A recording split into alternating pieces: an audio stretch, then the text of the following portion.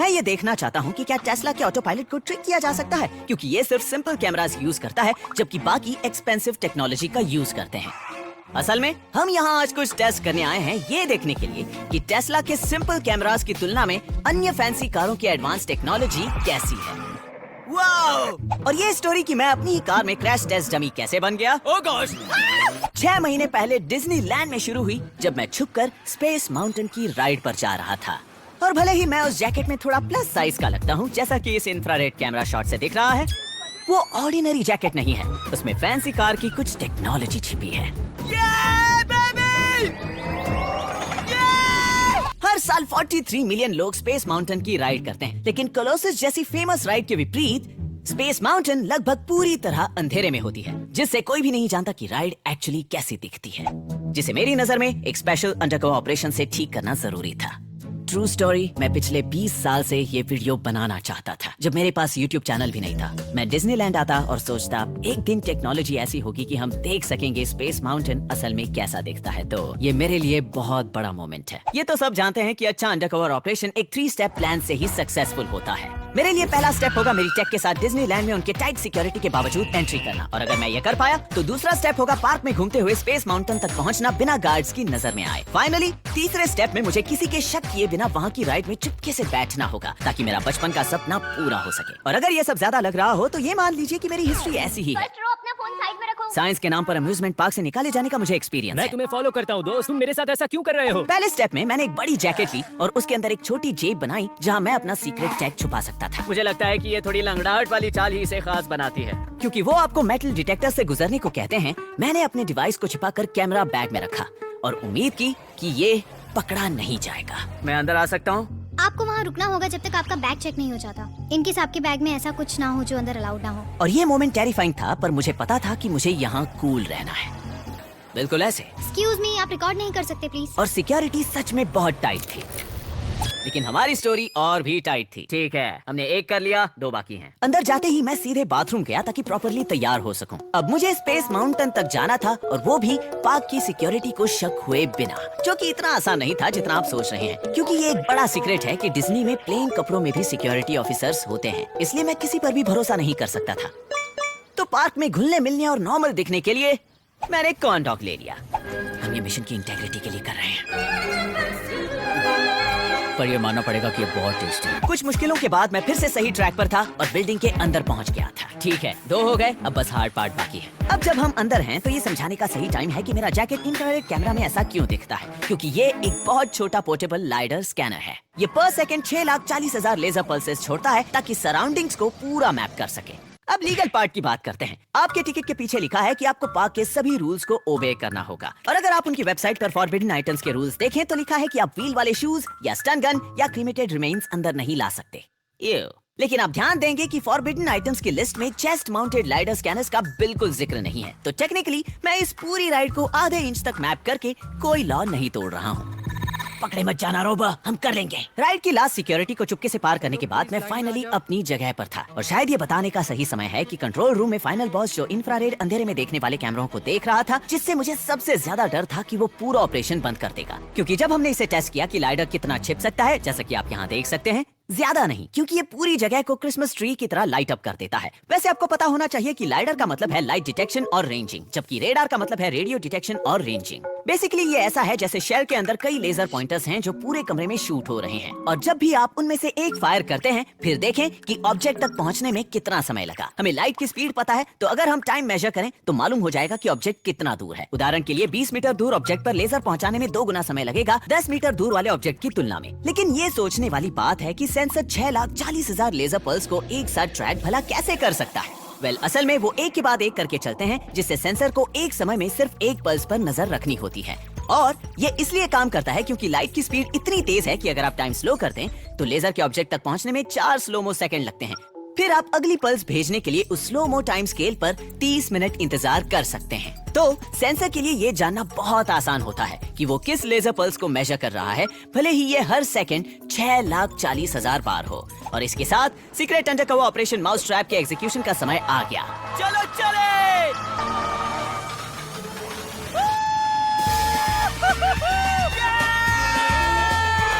अब अपनी 30 साल पुरानी बकेट लिस्ट की विश को पूरा करके बहुत अच्छा लगा। लेकिन जैसा मैंने सोचा था, जब हमारी कार स्टेशन पर पहुंची, उन्होंने राइड रोक दी और अनाउंस किया कि इसे बंद किया जा रहा है। सारी फ्लाइट्स को होल्ड पर रखा गया है। उन्होंने राइड रोक दी। इसका मतलब था कि अब मुझे बिना अपॉइंटमेंट के कुछ मुझसे ज्यादा ताकतवर लोगों से मिलना होगा। थोड़े समय बाद आपकी फ्लाइट कंटिन्यू होगी। लेकिन असल में ये एक अनरिलेटेड पावर इशू था। इसका मतलब मिशन पूरा हुआ।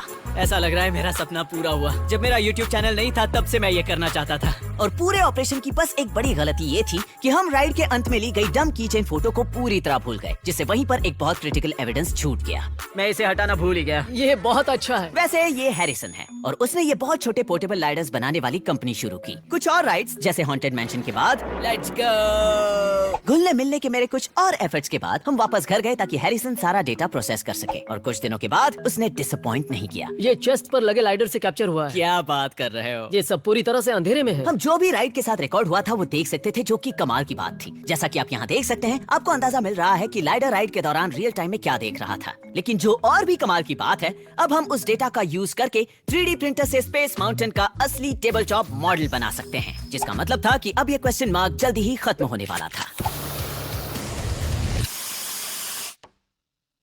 हो गया। जब सारे 3D प्रिंटर्स मेहनत कर रहे थे, हमने हॉन्टेड मैंशन राइड से कैप्चर किया डेटा भी देखा, जहां हमने दो बहुत ही दिलचस्प डिस्कवरीज की। पहली ये है कि शुरू का कैमरा असल में एक फैंसी लिफ्ट है जो आपको नीचे ले जाती है ताकि आपको असली राइड तक पहुंचाया जा सके, जो असल में इस घर में नहीं है, क्योंकि जब आप इस गलियारे से जाते हैं तब आप इस पहाड़ी से नीचे चल रहे होते हैं। तो जब आप राइड में बैठते हैं तब तक आप पार्क के बाहर आ चुके होते हैं। लेकिन अगर ये सच है तो इसके लिए स्कैनर के अलावा भी कुछ सबूत होने चाहिए, और देखा जाए तो सबूत हैं, क्योंकि अगर आप इस पहाड़ी के इस शॉट को देखें तो आप किसी बड़े बिल्डिंग का कोना भी देख सकते हैं। और अगर आप इसे गूगल मैप्स के साथ देखें तो आप उस मैसिव जमीन के ऊपर वेयरहाउस को देख सकते हैं जहां राइड एक्चुअली में होती है, जो हमारे लाइडर स्कैन से पूरी तरह मेल खाता है, जो डिज्नी के सुपर टैलेंटेड इमेजिनियर्स की सुपर क्लेवर इंजीनियरिंग है।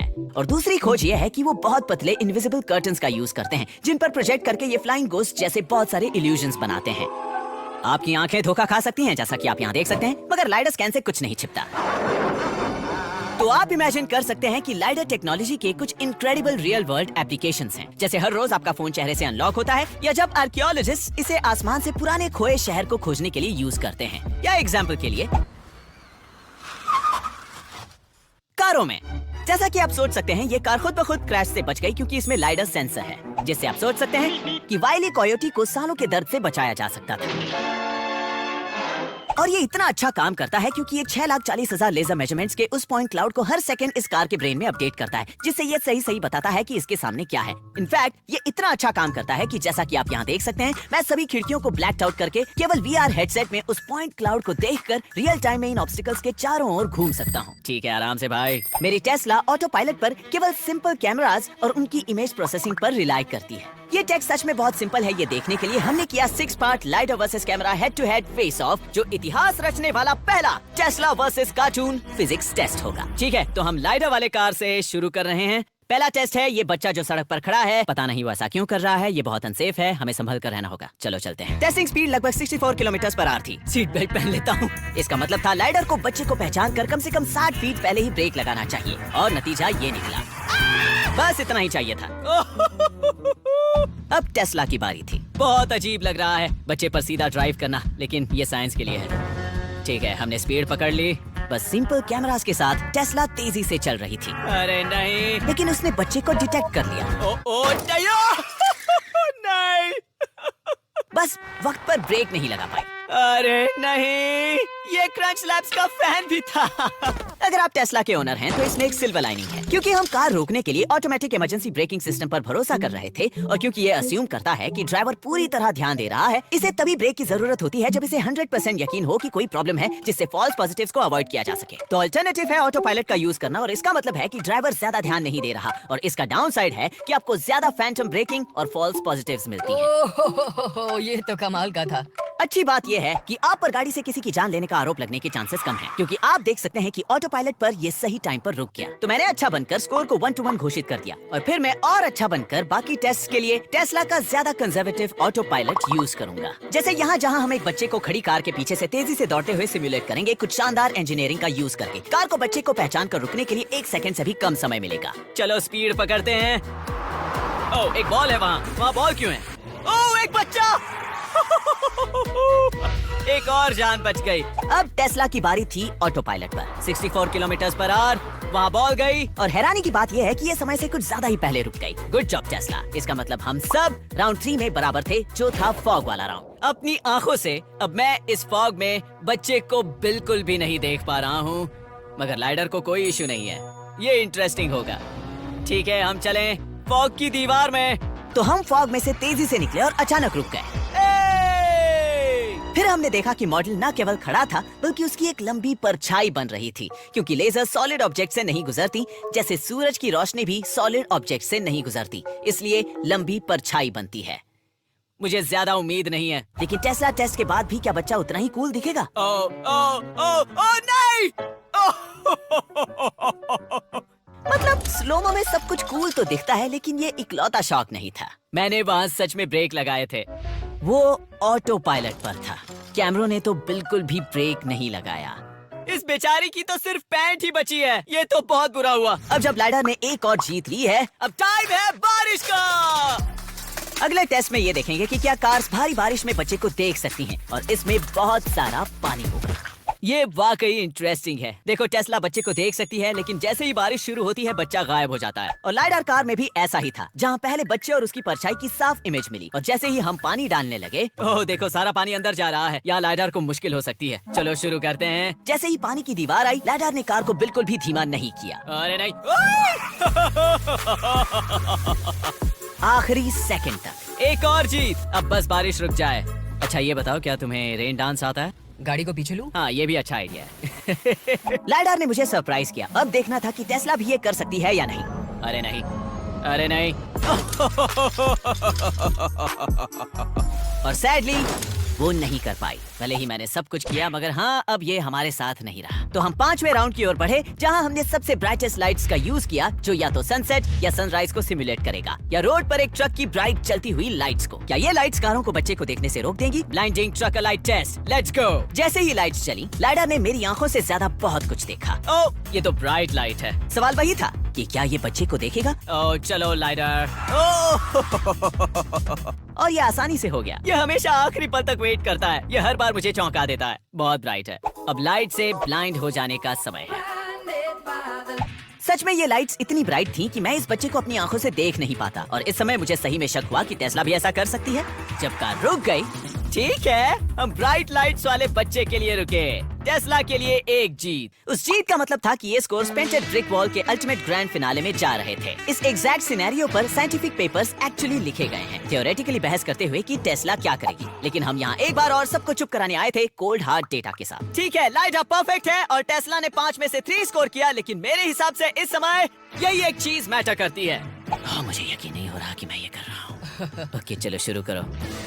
आप देख सकते हैं, एक ह्यूमन ड्राइवर के तौर पर वो थोड़ा असली लगता है, लेकिन हमारे ब्रेन की इमेज प्रोसेसिंग इतनी एडवांस है कि हम छोटे छोटे फर्क पकड़ लेते हैं और हम उसे नहीं उड़ाएंगे। और लाइडर को दीवार पर जो प्रिंटेड इमेज है वो नहीं दिखती, तो ये कुछ दीवार जैसा दिखता है, जो इसे दिन का सबसे आसान टेस्ट बना देता है। जैसा कि मुझे शक था, इसने आसानी से कर लिया। तो सवाल ये था कि क्या टेस्ला इस वाइली कोयोटी स्टाइल की पेंटेड दीवार को पहचान कर रुक जाएगी, जिसके पीछे एक और बच्चा खड़ा है जो शायद इस धरती पर अपने आखिरी पल बिता रहा है। उस हाइपोथेसिस को टेस्ट करने का एक ही तरीका है। मुझे सच में जाना था, लेकिन मैं घबरा गया। गाड़ी को नहीं पता कि ये दीवार है, लेकिन मुझे पता है कि ये दीवार है। मेरी बॉडी का हर हिस्सा कह रहा है कि दीवार से मत टकराओ। ओह नहीं। ठीक है, चलो शुरू करें। और फिर मैंने खुद को तैयार किया और टेस्ला को 64 किलोमीटर पर आवर की स्पीड तक बढ़ाया। और जैसे जैसे दीवार बिना हिले धीरे धीरे पास आ रही थी, ओह नहीं। सवाल था कि क्या टेस्ला ब्रेक लगाने के लिए टाइम रहते इसे डिटेक्ट करेगी, और नतीजा ये निकला। अरे नहीं।